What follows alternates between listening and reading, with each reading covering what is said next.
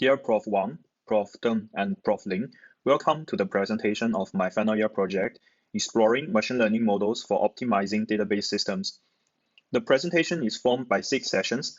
In the first session, we're going to give introductions as well as problem definition and the objective of our project. In session 2, we're going to look at several existing studies and give analysis on their advantages and disadvantages. In session 3, we're going to analyze the effect brought by different workload on the performance of tuning. And from session 4 on is our effort of generating queries and clustering queries to resolve the problem mentioned in previous sessions. And in session 5, we're going to give an overview of the database management system optimization system we have built. And we're going to give analysis of limitations and the recommendations of future studies in the last session. With the scale and complexity of modern applications growing, optimizing performance of database management systems has become a more general and essential demand. There are several traditional approaches of optimizing the DBMSs.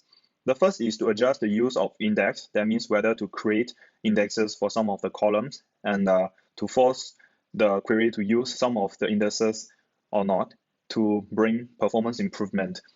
And the second approach is to optimize the query execution plan.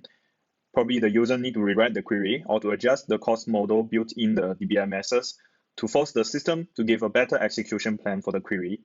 These two approaches are from inside of the DBMS, and that it requires the tuner to have a very good understanding of the schemas and the database management system. We look at a more general way, that is to tune the configuration parameters of the DBMSs. With the complexity of DBMSs grow, the number of configuration parameters also increase dramatically. There can be more than 100 of configuration parameters for the DBMSs, and they control almost everything for the DBMS. Thus, it makes the tuning of the system a more complex problem. We'll introduce our motivation to build a tuning system with comparison between manual tuning and tuning systems. Database administrators can give tuning suggestions based on their intuitions and experiences when the tuning difficulty is at a moderate level and the number of configuration parameters is not too many. But the tuning systems can handle large number of configuration parameters at the same time. And with mathematical approaches, they can give theoretically best performance improvement instead of just tuning directions and intuitions. And for manual tuning, human efforts are required for every tuning request, but after design, tuning systems can be used repetitively. There are also other advantages and disadvantages. We will focus on building a tuning system in this project, and we give our problem definition first. That is, existing approaches of tuning the DBMSs use fixed schema and workload that is provided in benchmark testing tools to do the optimization. However, the difference between the benchmarks and realistic environment makes the tuning not robust. By saying not robust, we mean that queries with cost matrices that are different from the training context come in, the recommended configurations give a bad performance, thus the optimization fails. We'll give a detailed illustration in later session. And the objective of our project is to build an end-to-end query-aware automatic DBMS tuning system. The system is adaptable to different DBMSs, and instead of using fixed workload, the system actively studies various types of queries and automatically responds to different workload with corresponding optimized configurations. Now let's look at several existing studies. The first type of study is search-based. The representative one is best config. And to start with, we introduce the concept of performance surface. That is, each set of configuration parameters with different values will give a different performance. Imagine we manage to collect all the performance with all sets of possible values of configuration parameters. We will have the full constructed performance surface. And with this full constructed surface, we can easily tell which set of configurations gives the best performance. However, it is just impossible to construct the full surface because the combinations of different values of the configuration parameters can be uncountable. And search-based methods aim to conduct limited number of experiments strategically such that the time cost for the experiments is practical, as well as they can give rough estimation of the full surface. One example of the method used in search-based approaches will be recursive bound search.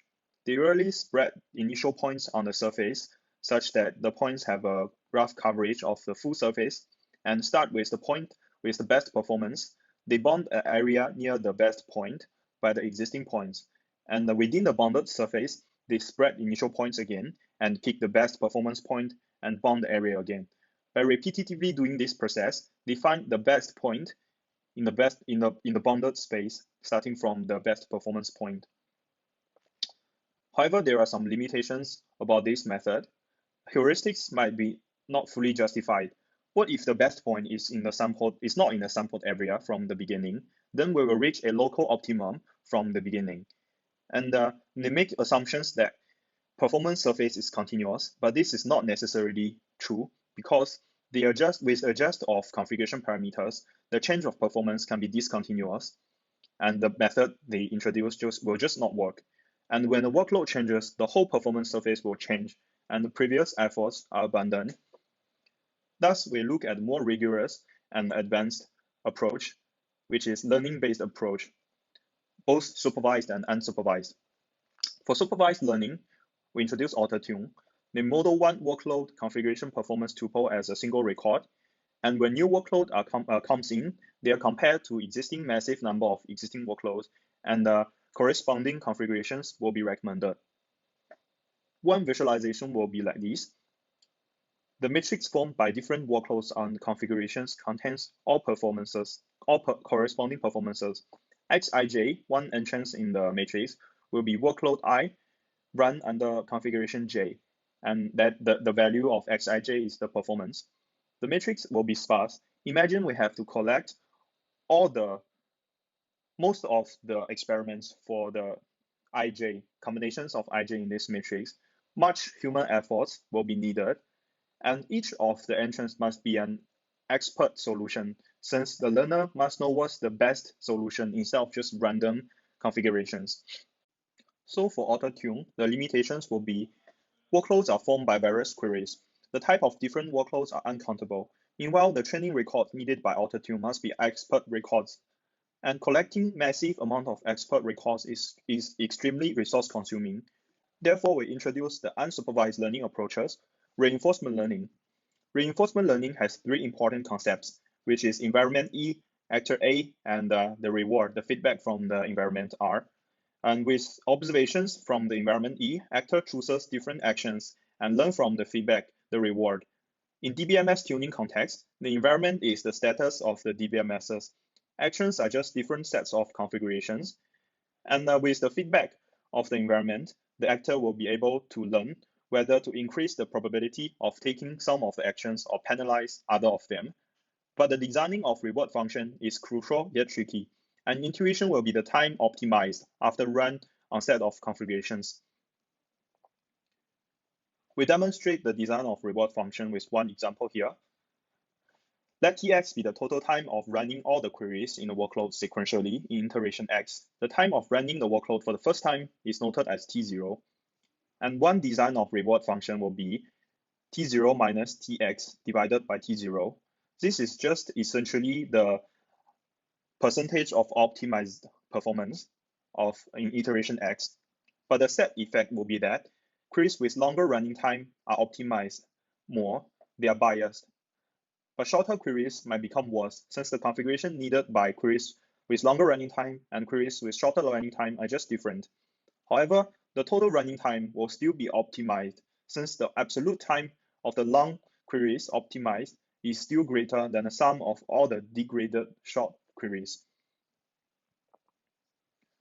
The structure of the reinforcement learning network used in CDB-tune is like demonstrated here.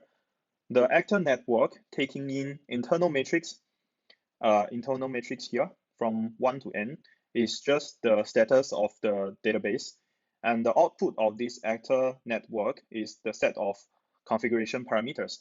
That means the actor is observing what's the current status of the database, and they outputs the set of configurations that they believe is the best. And the critic network taking in knob configurations, which is the action and the status of the database, output one single value of how good is this action to this state.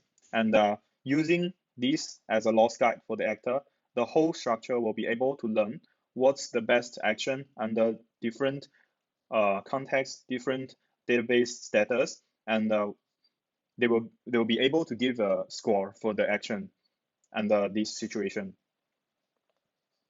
In our project, we use reinforcement learning as our tuning algorithm, and we conduct the experiment on a single server with MySQL 8.0 with 5 GB of data generated from TPC-DS benchmark.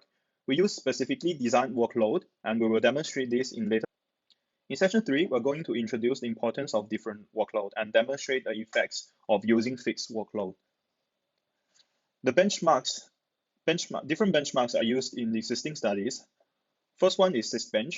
Sysbench provides simple schemas with fixed and repetitive queries.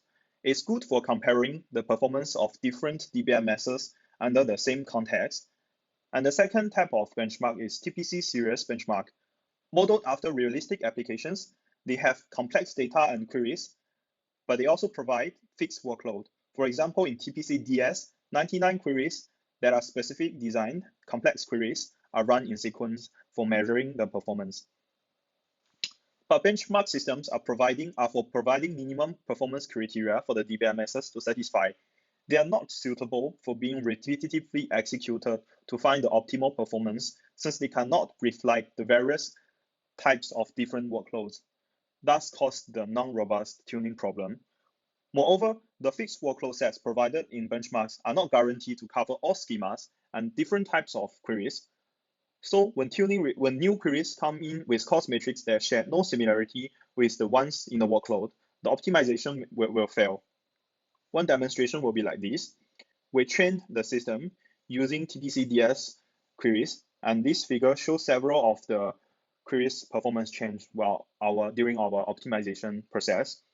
Blue, orange, and magenta corresponds to 0%, 50%, and 100% of our training process finished. We can see most of the queries are optimized during the process of optimization. However, when we use generated queries as the user queries run on the optimization recommended by using the fixed TPC-DS workload, the performance change is not as we expected. You can see query number 23 are optimized in the reverse direction. That means the best configuration corresponds to the worst performance, the worst performance. Similarly, query 29, query 30, query 31 also demonstrate the same trend. So our motivation to generate workload is that we have seen fixed workload will not give a robust tuning performance because the difference between a fixed workload and realistic user workload. We want to generate as many queries as possible such that the queries provide a good coverage on all schemas and data distributions in the DBMSs, and they have various types of complexities. Ideally, if we can pre-tune all these generated queries, we can respond to most user queries with previous tuned optimal configurations. We introduce our approach to generate and cluster queries here in section 4. We first extract the information about the schemas, all the schemas from the DBMS server, and for each of the table, we create one node for them that contains information about the columns of the table, for example, indices and their types, and references to other columns, and the statistics of the records, for example, number of rows and number of unique values, etc. One example is shown here. In the left is the customer table joined, and in the right is the web returns table. The dictionary sits between them, contains all possibilities of columns that can be joined between those two tables. And for every pair of two tables and for every join possibilities between the pair of table, we create one level 3 join for each of them. That means one join on top of two tables. After creating all the possibilities of level 1 join, we consider all the combinations between level 1 join and the single table nodes. Therefore, we create the level 2 join tree. And similarly, we create join trees up to level 3 and level 4.